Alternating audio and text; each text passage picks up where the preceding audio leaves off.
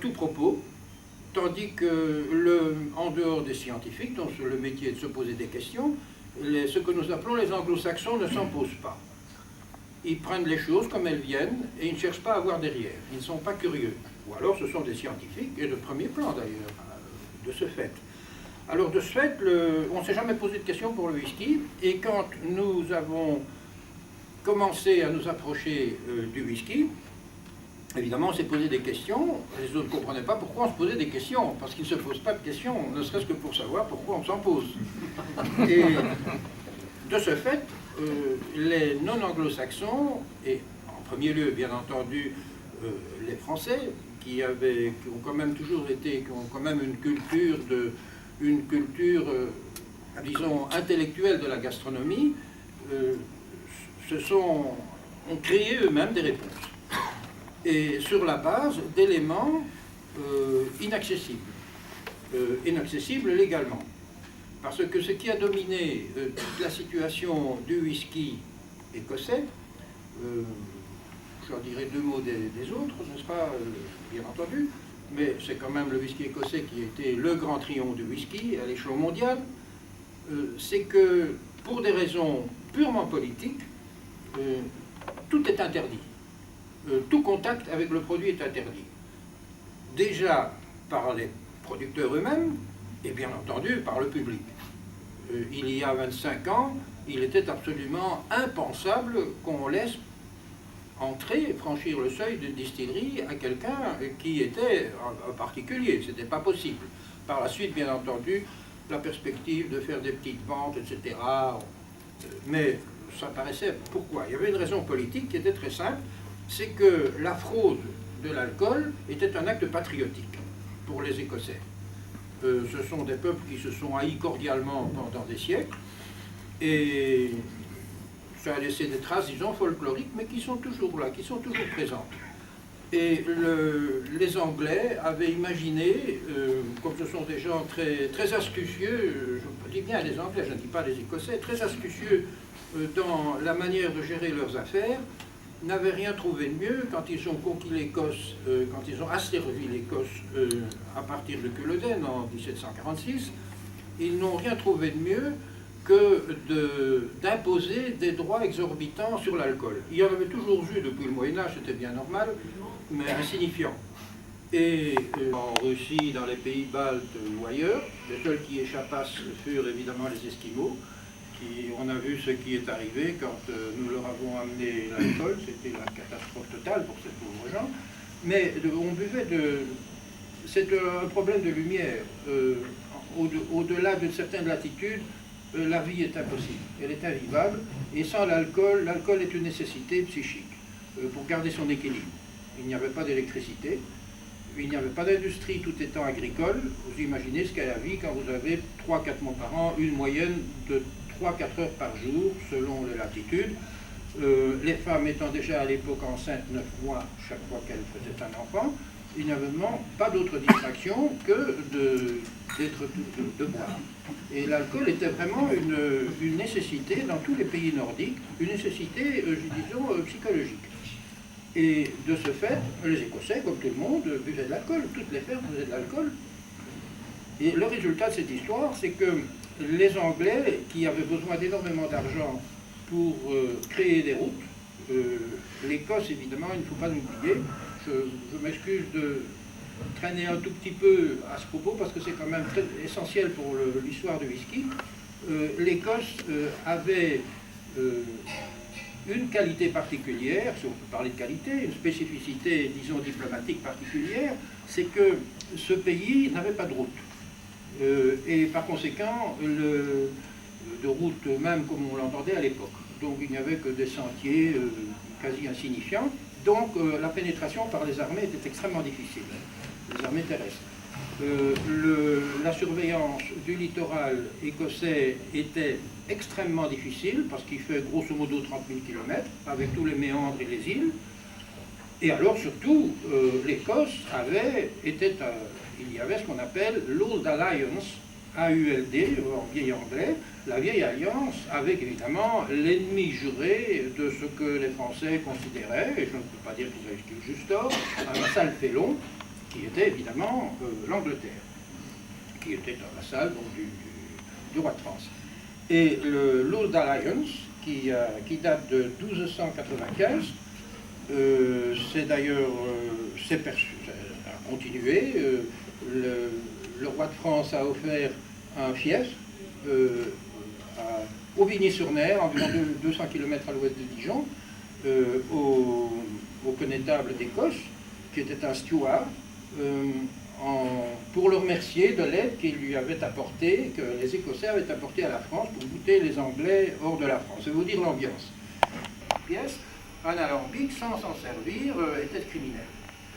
Et les Anglais ont imaginé un système extraordinaire qui a été en fait, en définitive, une bénédiction pour les Écossais. C'est qu'ils ont créé un produit totalement inaccessible à ses propriétaires, à condition, sauf à payer des droits énormes et se mettre dans le jeu britannique. Et ils ont créé un système très particulier, juridiquement, qui a consisté juridiquement à transformer un liquide, une boisson, en marchandise non fongible, c'est-à-dire individualisée. Il n'y avait pas du whisky, comme on pourrait dire, du cheval, de la viande, des saucisses, n'importe quoi, ou du vin. Il y avait le whisky du prix numéro un tel, et il est toujours interdit aux propriétaires légaux de la distillerie, des locaux, du whisky, de débonder un fût sans la permission d'un officier des douanes et accises de Sa Majesté. Interdit également de déguster au distillateur ou de renifler le whisky pendant sa fabrication, puisqu'il y a 40 ans, interdit également même d'avoir accès au mou en train de contenir de l'alcool pendant la fermentation qui précède la distillation. C'est vous dire la sévérité. Cette sévérité était due au fait que non seulement, bien entendu, comme dans toutes les professions, il y a des fraudes classiques, mais c'est que c'était un geste patriotique que de tromper l'anglais. Donc, on a vu le même phénomène ambivalent, bien sûr, comme chaque fois, pendant la dernière guerre mondiale, où en France, en Belgique, en Hollande, un fraudeur, marché noir, etc., c'était un patriote en même temps parce qu'il roulait les Allemands. Bon. Mais les couchers de soleil durent 3 heures, les levées de soleil durent 3 heures, il n'y a personne, les distilleries sont situées, l'endroit où on fait le whisky sont situés dans des endroits où il n'y a pas un chat, donc en pleine nature, c'était l'enthousiasme. Et nous avons créé la poésie du whisky. Les premiers surpris, évidemment, furent les professionnels du whisky, il y a encore 35-40 ans, qui ne comprenaient pas l'intérêt qu'on pouvait avoir à connaître des noms imprononçables, même pour un anglais, pour la bonne raison que les voyelles et leurs prononciations ne sont pas du tout celles qu'on imagine, et dans des endroits qui, pour eux, sont infamants. Un petit peu comme si les dames intéressées par la haute couture étaient intéressées à connaître également le nom et des banlieues de misère au fond des Indes où les petites cousettes font des robes qui se terminent ici à des prix assez insensés. C'était vu par les professionnels écossais, c'était quelque chose de tout à fait absurde. D'ailleurs, vous vous souvenez tous des publicités d'avant la dernière guerre mondiale. On ne vendait pas les produits. En parlant du produit, la publicité avait pour objet de montrer qui les buvait et qui les mangeait.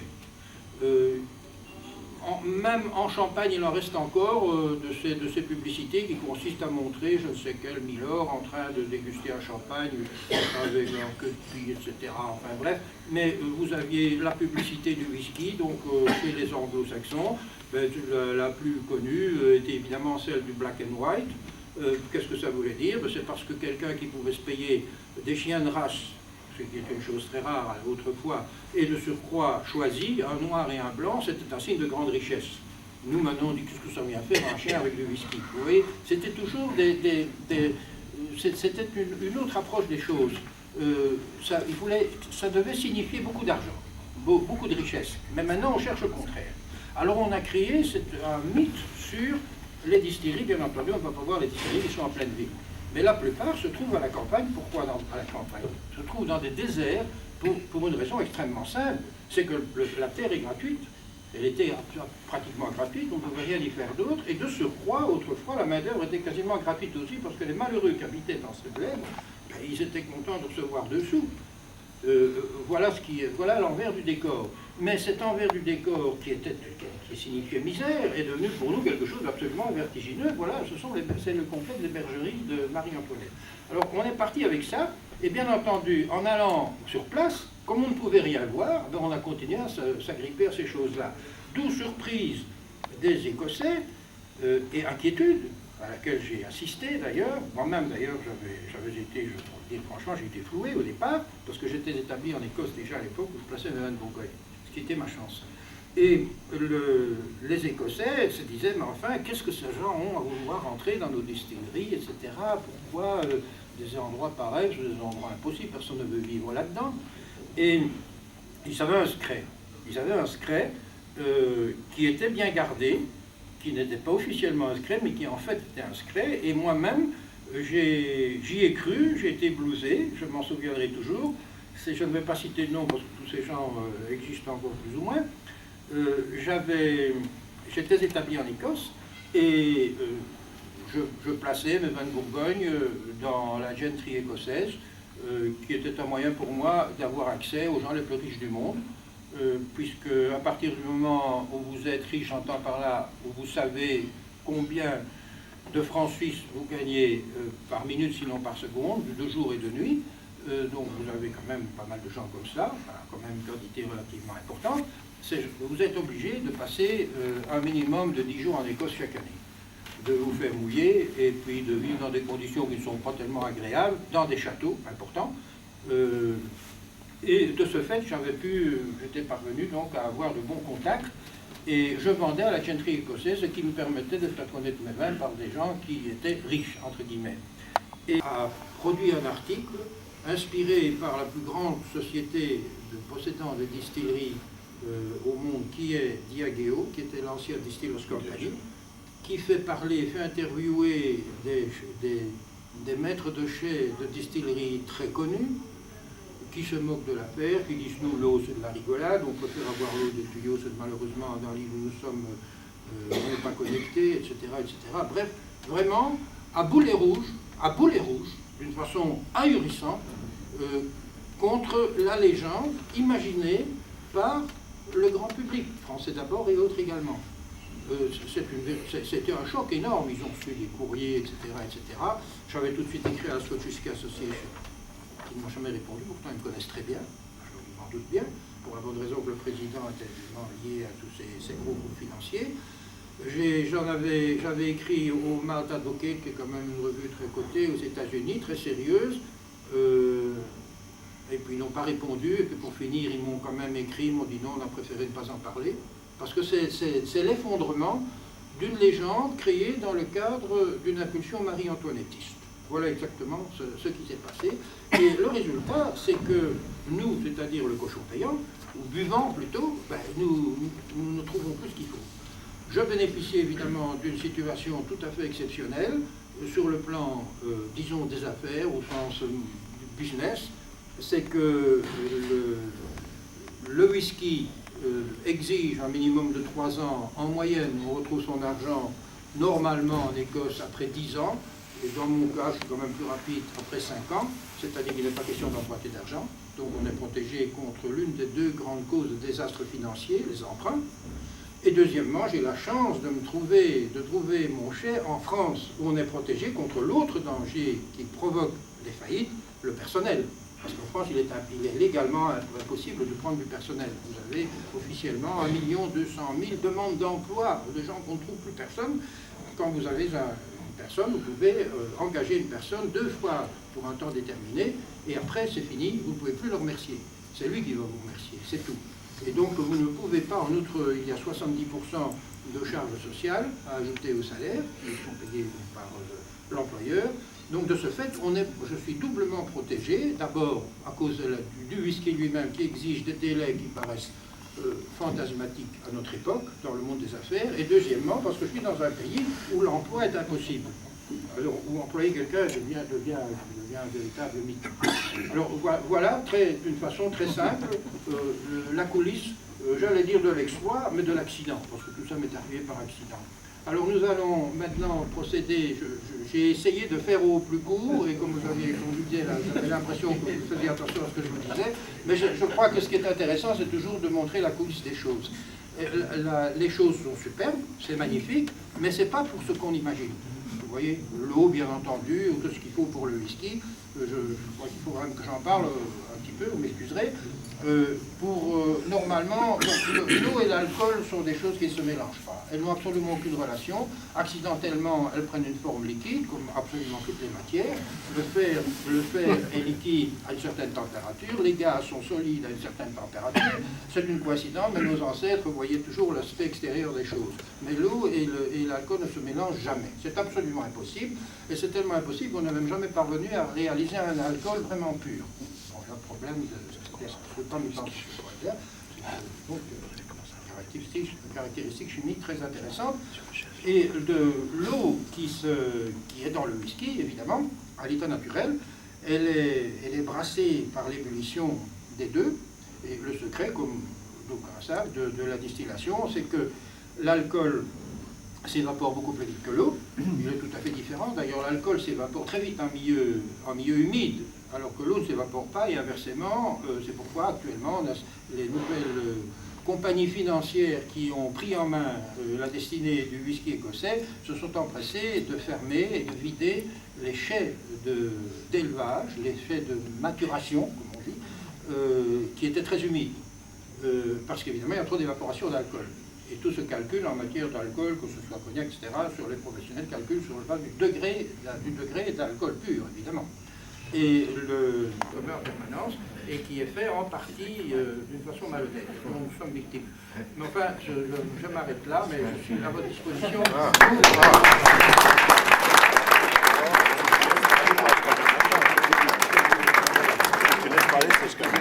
Merci M. Dubois pour cette introduction. On va passer à la partie cette introduction, voilà, thématique si je puis dire. On va passer à la dégustation proprement dite. On commencera par un Clirac, c'est de l'alcool brut d'alambic qui ne se déguste pas. Vous pouvez le déguster en le buvant, mais vous risquez d'avoir une tuyauterie bien dégagée après, donc il fait 65 degrés après.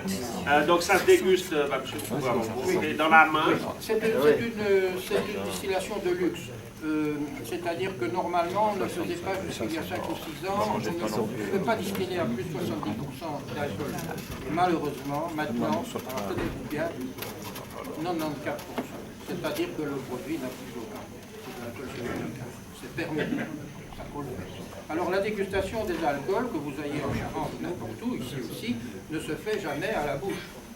Parce que vous pouvez, mais ça finit par faire très mal, surtout quand ils ne sont pas réduits, et quand ils titrent 60 degrés, etc., on ne met jamais en bouche. On utilise la chaleur du corps pour provoquer une évaporation, et on le redit. Donc on le met dans la main, ça ne tâche pas, vous le chauffez, et puis vous le respirez en fermant les yeux et en faisant un gros effort de mémorisation, parce que sauf professionnels, nous sommes tous affligés, évidemment, d'une atrophie du sens olfactif et gustatif aussi, pour bien le dire. Tous, quand nous étions petits, on nous a empêchés de mettre tout en bouche, c'est tout tourniquer parce que c'est mal poli de mais enfin, donc nous manquons tous d'éducation sur le plan du nez et de la bouche.